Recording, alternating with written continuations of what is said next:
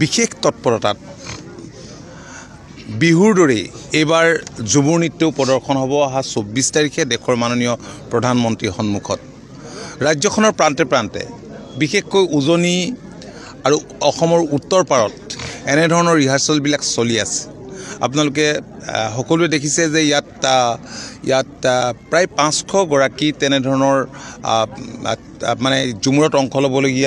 অংশ ল'বলৈ আশা কৰা 500 গৰাকী ৰিহাৰ্চেল ইয়াত কৰিছিল তাৰ ভিতৰতে 104 গৰাকী ছোৱালী নৃত্যৰ বাবে আৰু মাদল মানে ঢোল বাঁহী তাল এইবিলাক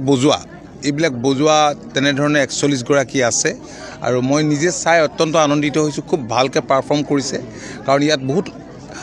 আমাৰ যিকেইগৰাকী মাষ্টাৰ ট্ৰেইনাৰ আছে তেওঁলোক ভাল অভিজ্ঞ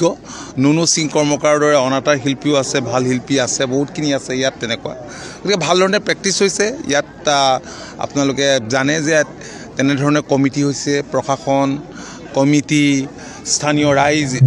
আজি সকলো আচ্ছা এচিএমএছ সকলোখিনি জড়িত হৈ পৰিছে খুব ভাল হৈছে ভাল লাগিছে মই সকলোকে শুভেচ্ছা জনাইছোঁ আৰু তেওঁলোকক উৎসাহিত কৰিবলৈকে আজি অনুশীলন কৰি থকা অৱস্থাত তেওঁলোকৰ মাজত মই উপস্থিত হৈছোঁ আৰু মোৰ ক'বলগীয়া দুআষাৰ মই কৈছোঁ দেখি পেলাই